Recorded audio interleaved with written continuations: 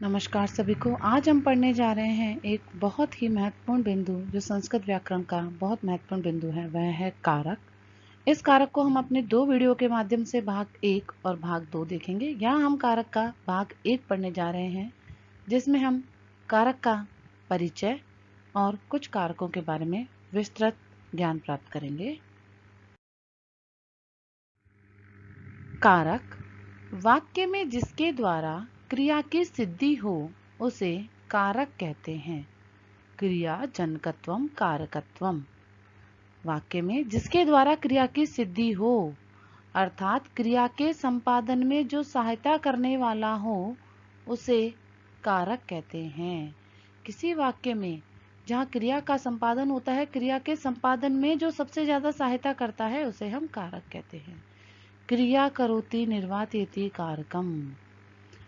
कर्ता कर्म च करणम संप्रदानम तथैव च अपादानाधिकरणम इत्याहु कारकाणि षट् इति। कर्ता कर्म करण संप्रदान और अपादान अधिकरण ये 6 कारक कहे गए हैं। कर्तृकारक, कर्म कारक, करण कारकम, संप्रदान कारकम, अपादान कारकम और अधिकरण कारकम, यह 6 हमारे संस्कृत में कारक कहे गए हैं।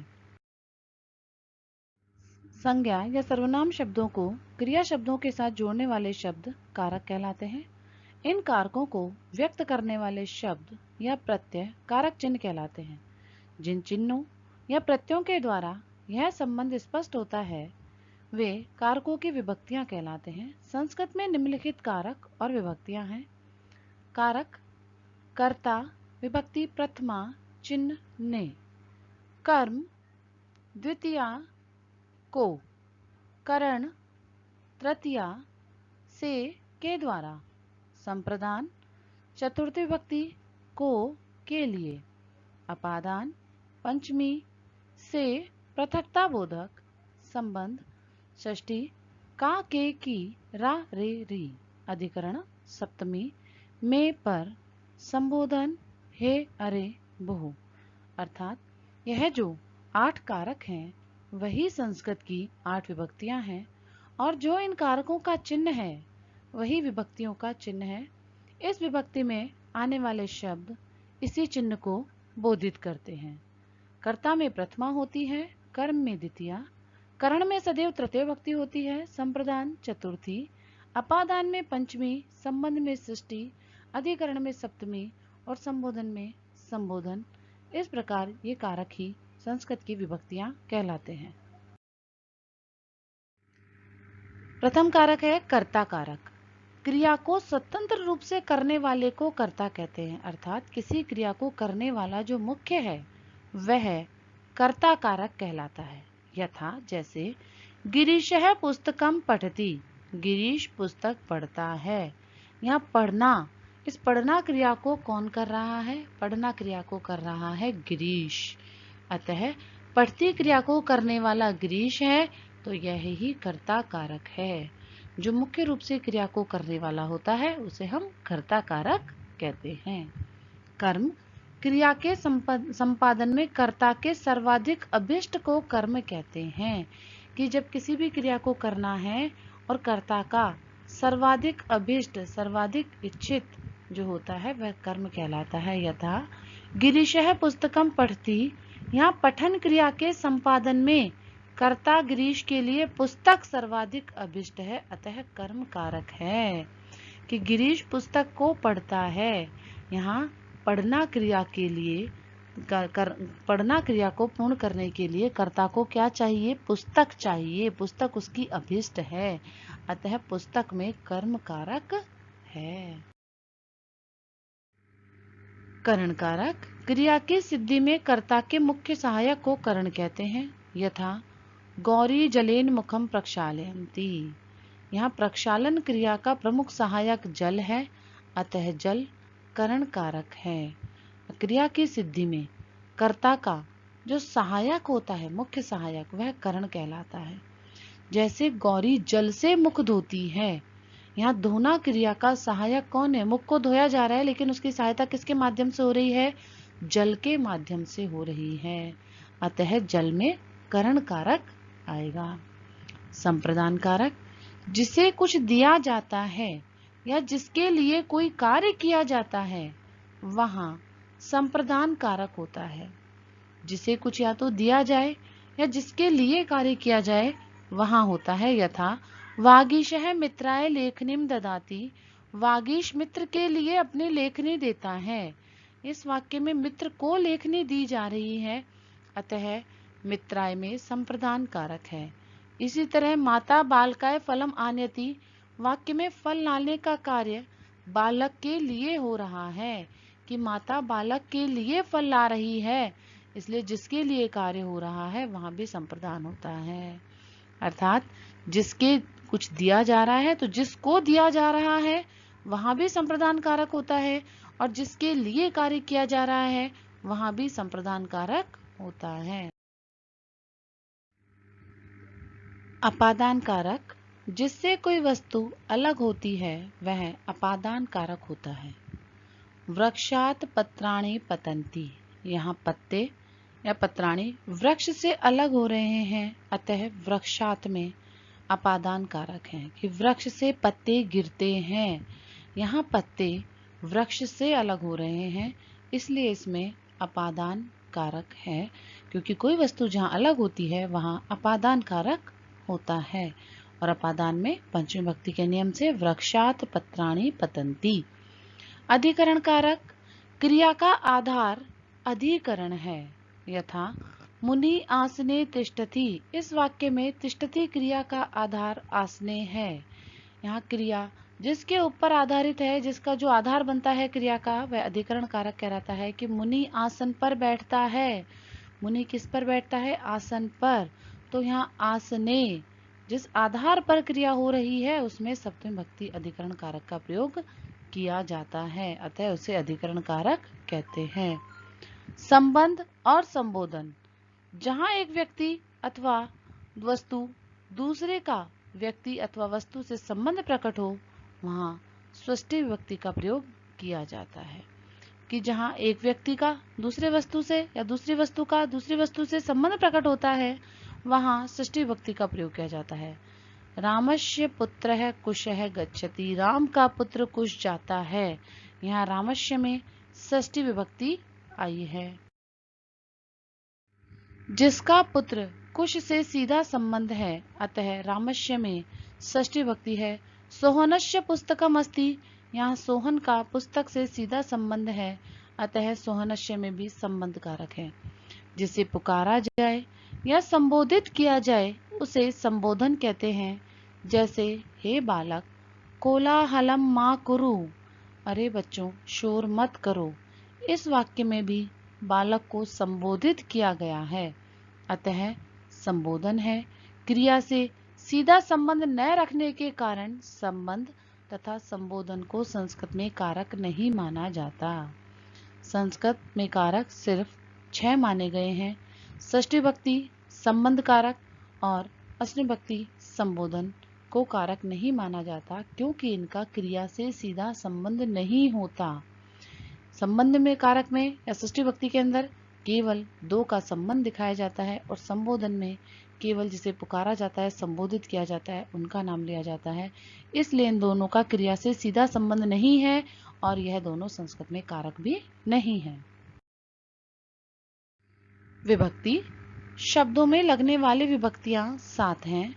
प्रथमा, द्वितीया, तृतीया, चतुर्थी, पंचमी, षष्ठी तथा सप्तमी। इनके तीनों वचनों में अलग अलग प्रत्यय लगते हैं। ये प्रत्यय 21 हैं जिन्हें सुप नाम से जाना जाता है। सुप प्रत्ययों के लग जाने पर ही शब्द पद बनकर प्रयोग योग्य होते हैं तथा सुबंत कहलाते हैं। ये विभक्तियां 2 तरह से प्रयोग की जाती है, कारक विभक्ति के रूप में तथा उपपद विभक्ति के रूप में।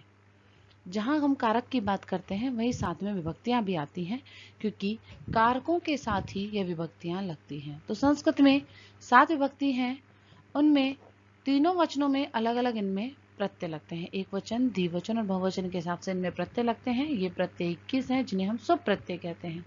और इन सुप्रत्ययों के लग जाने के बाद ही शब्द जो है वह पद बन जाता है, जिन्हें हम सुबंत कहते हैं और जिनके हमारे पास में रूप चलते हैं।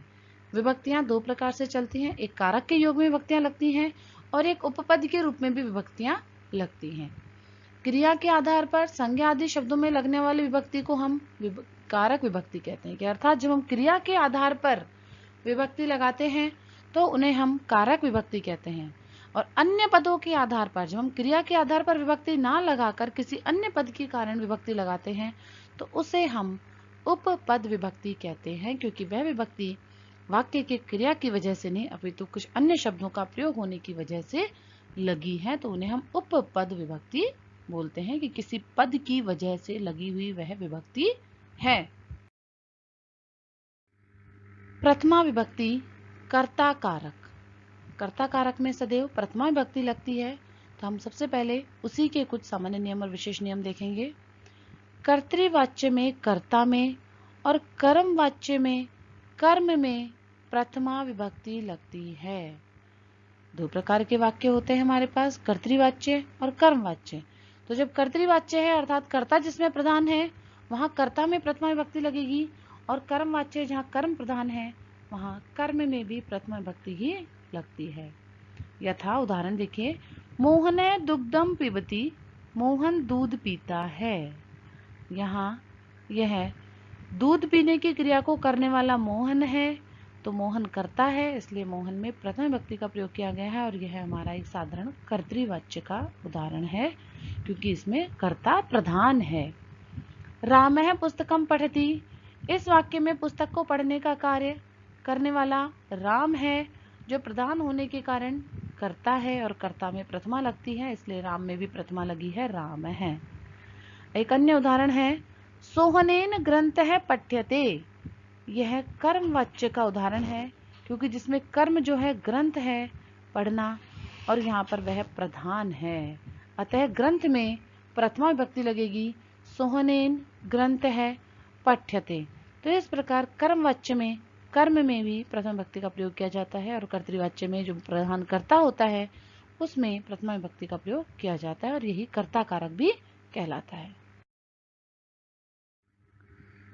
किसी शब्द के अर्थ, लिंग एवं परिमाण को प्रकट करने के लिए भी प्रथमा विभक्ति का प्रयोग होता है, अर्थात जब यह बताना हो कि वह शब्द का अर्थ, लिंग या उसका परिमाण छोटा होना, बड़ा होना, भारी होना, तो उसके लिए भी प्रथमा विभक्ति का ही प्रयोग किया जाता है। जैसे मोहनः नाम के लिए, पुरुषः लिंग के लिए, लघुः परिमाण के लिए, लता लिंग के लिए।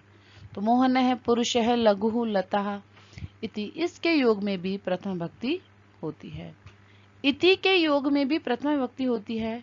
वयम कालिदास इति नामना जानीमः, वयम इमं कालिदास इति नामना जानीमः, इति के योग में भी प्रथम विभक्ति का प्रयोग किया जाता है। द्वितीया विभक्ति, वाक्य में कर्ता के सर्वाधिक अभिष्ट अर्थात कर्म में द्वितीया विभक्ति लगती है।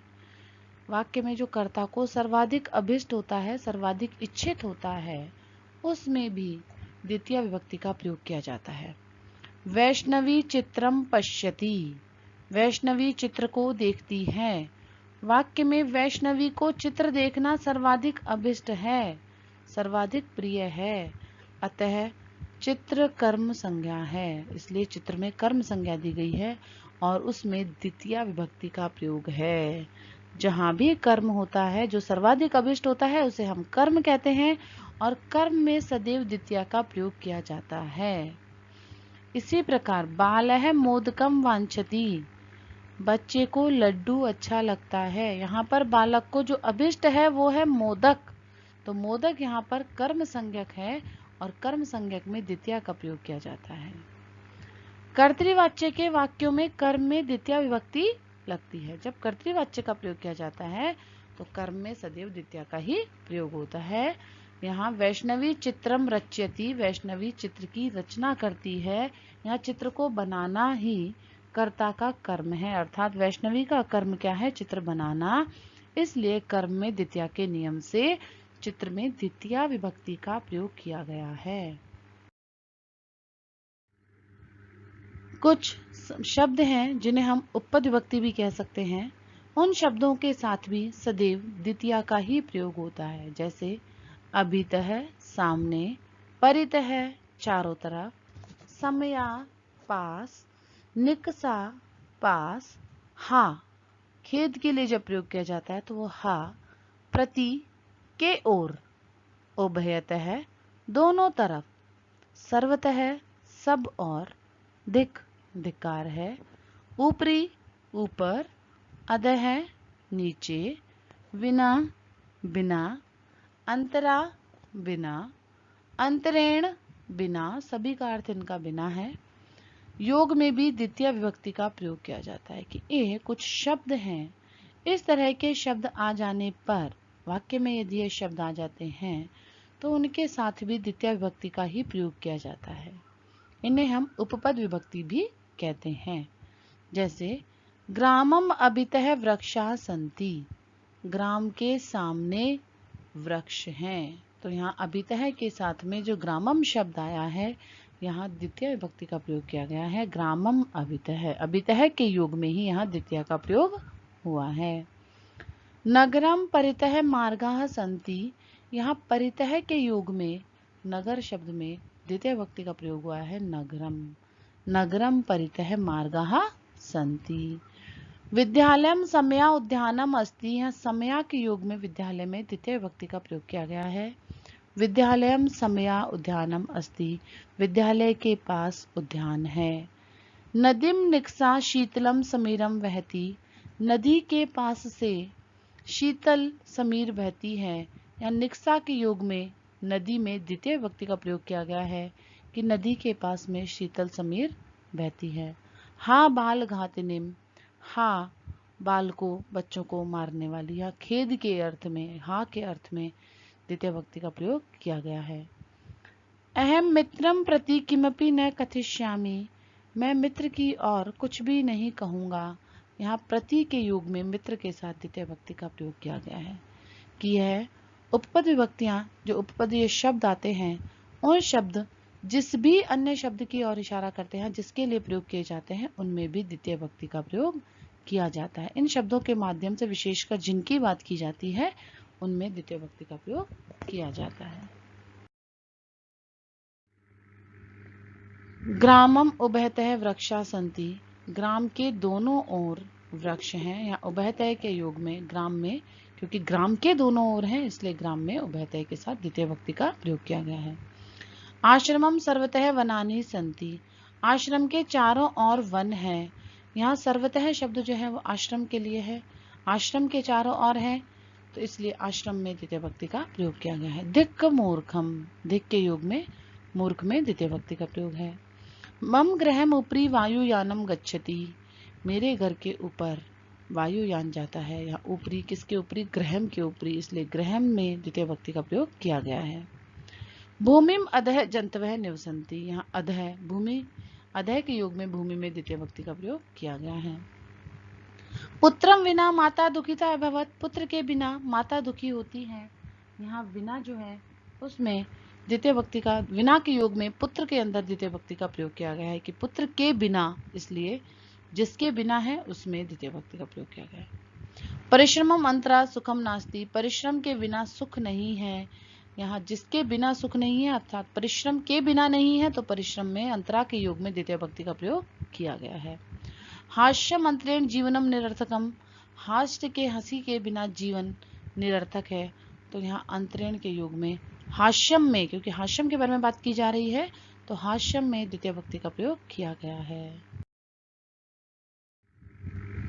अधि उपसर्ग पूर्वक शिंग, स्था, आस, वस धातुओं के योग में भी द्वितीय विभक्ति होती है कि जब अधि उपसर्ग लग जाए और साथ में शिंग, स्था, आस और वस धातुओं का कोई शब्द आ जाए, ये धातुएं आ जाएं, तो भी द्वितीय विभक्ति होती है।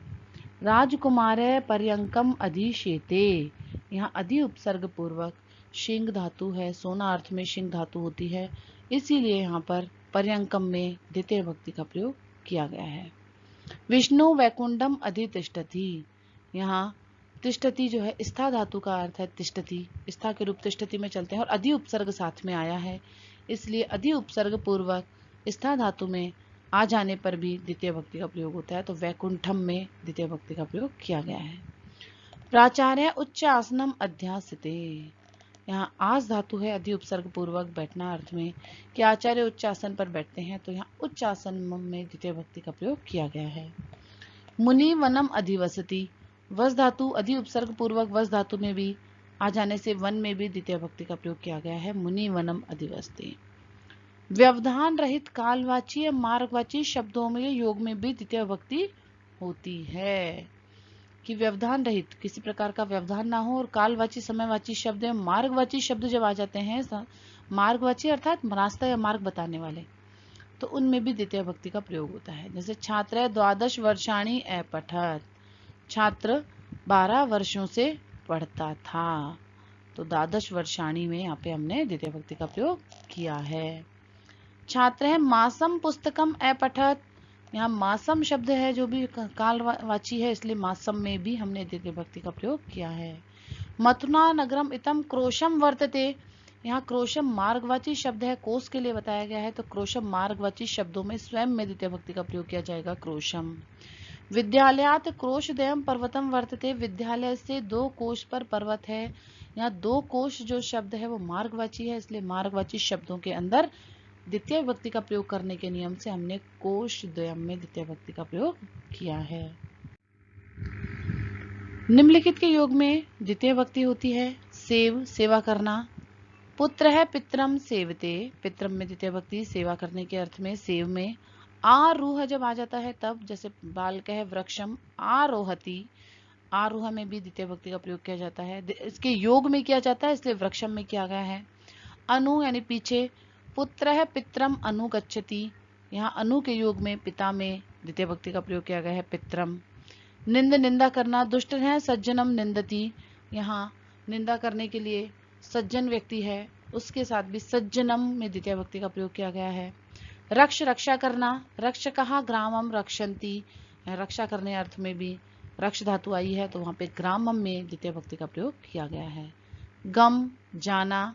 बालिका नगरम गच्छन्ति, गच्छन्ति जाना अर्थ में भी नगर शब्द के साथ में द्वितीय विभक्ति का प्रयोग किया गया है, नगरम। दूह है दूहना। राधा गायम पया दोग्धी, राधा गाय का दूध धोती है, तो दोग्धी दूहना अर्थ में भी, जब दोहना अर्थ में जो दग्धी धातु आई है उसमें भी हमने गाम में द्वितीय विभक्ति का प्रयोग किया है। याच, मांगना। पुत्री मातरम धनम याचती, पुत्री माता से धन मांगती है, तो याच अर्थ में भी हमने याच का प्रयोग होने से माता में भी द्वितीय विभक्ति का प्रयोग किया है। पच, पकाना। स तंडुलान ओदनम पचती, यहाँ पचती पकाना, जिसको पकाया जा रहा है, मतलब चावलों से भात बनाया जा रहा है, तो तंडुलान में द्वितीय विभक्ति का प्रयोग हमने किया है। दंड देना। राजा चौरम शतम दंड्यति, राजा चोर को 100 दंड देता है, तो दंड देने के लिए शतम में द्वितीय विभक्ति का प्रयोग किया गया है। प्रश्न पूछना।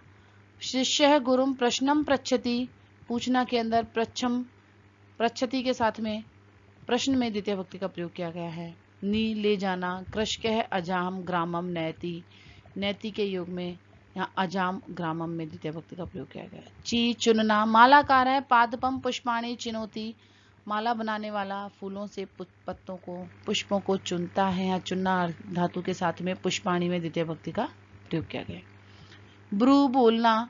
गुरु शिष्यम धर्मम ब्रूते, बोलने के लिए धर्मम, धर्मम शब्द में द्वितीय विभक्ति का प्रयोग किया गया है। सास, शिक्षा देना।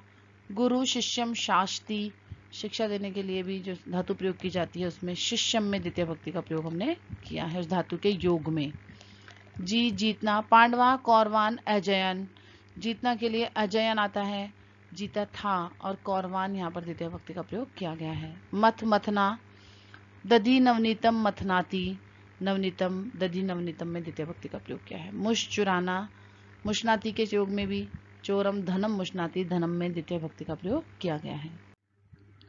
दूह, याच, पच, दंड, रुद्र, प्रच्छ, श्री, ब्रू, शास, जी, मथ, मुश, नी, र, कृश, यह वे धातुएं हैं जो द्विकर्मक होती हैं, अर्थात इनमें 2 कर्म होते हैं। इनके दोनों ही कर्मों में द्वितीय विभक्ति का प्रयोग किया जाता है।